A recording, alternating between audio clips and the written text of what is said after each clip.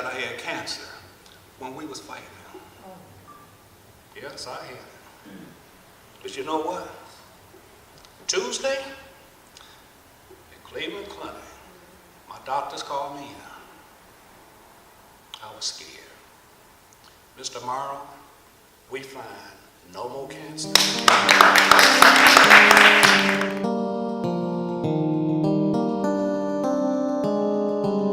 So, when we decided to fight, and Mr.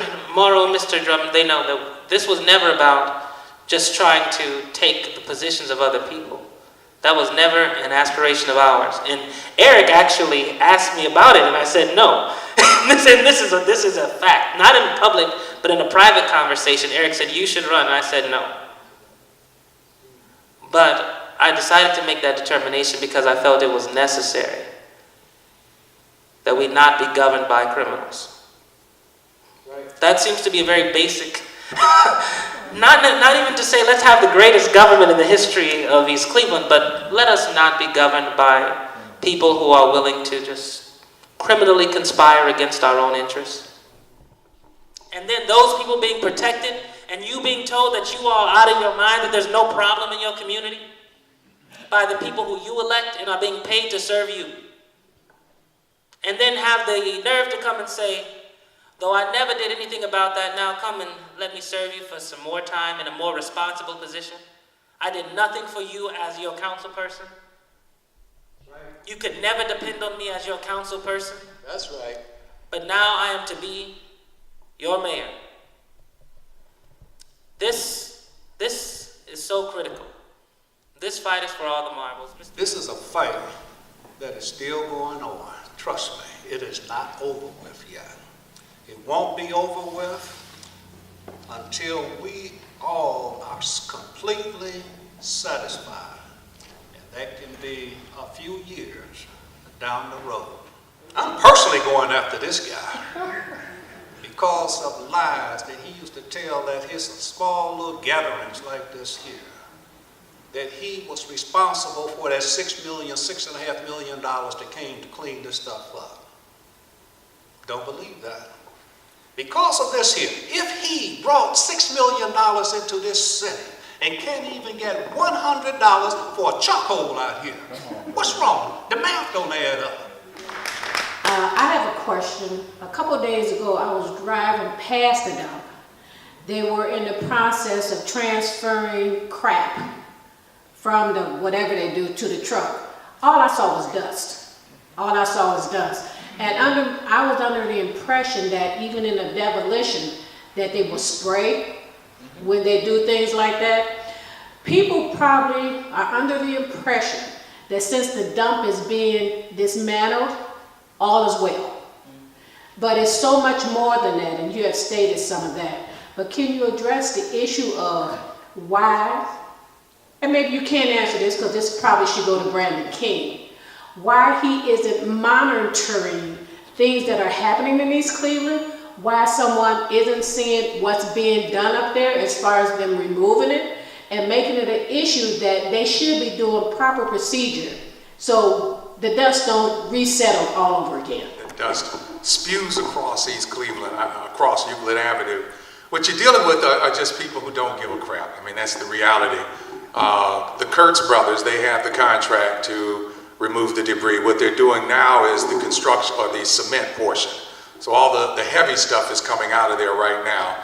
They'll then have to go in and to take the smaller stuff out. That's more than likely going to be ground up. The city is supposed to have its housing, police, fire. They can use any of them to go over to that site and to monitor for dust, spraying. The vendors are supposed to get a permit to use the city's water to tie to the water line so that they can spray to keep the dust down. It shouldn't be going off the property. All of those things should be taking place, but when you're dealing with a community whose leadership is unaccountable, and you know as a vendor that you don't have that level of accountability coming from the government, who never goes out to check to see what you're doing from day one, you're going to have these problems. They just sent the police. When I called the police to come out because someone was trespassing on my property, they didn't even show up. When McCoy told George Michael Raleigh about what he was doing to the black neighborhood. He called the police and 5 cars was there less than 5 minutes. Yes, they did. I remember. They came there and protect the dump. The dump. Protect the rich person that owned the dump. Yep. You ready to put them But they can't come out to see about a person that is in distress. But there needs to be a regular engagement with the people on the street and the block level in the administration so that when these problems arise, they can be addressed immediately. But the issue of the police response is critical. There have been residents whose houses have been shot up, called the police, no response. Residents whose houses have been broken into and called the police, no response. But Michael Riley calls the police in 5 cars. That was probably every car that was on the street of East Cleveland at that moment. And I just want people to know, don't be intimidated. Devin Branch has a great plan and a great leadership for this community. He's the right man for the community. So don't let Green Party sway you or you being intimidated by the mayor, I must say, that you have to vote as a Democrat. No, I don't go to church very often, right? But I came to church here. I came to church, and the pastor that day was speaking about a portion of the Bible, which is one of my favorite portions, in Numbers, where the children of Israel have been in the wilderness, and they send spies out to the promised land. And the spies see the land, and the land is good. But there's a problem. There are giants in the land. And so they come back and begin to speak, and when they speak, some people say, like Caleb said, good, the land is good, let's go fight and take the land. But other people say, we can't beat these giants.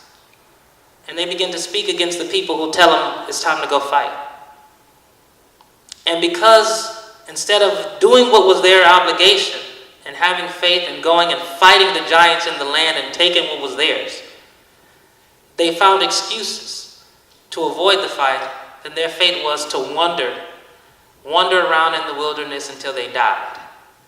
And I'm saying, let's go fight the giants.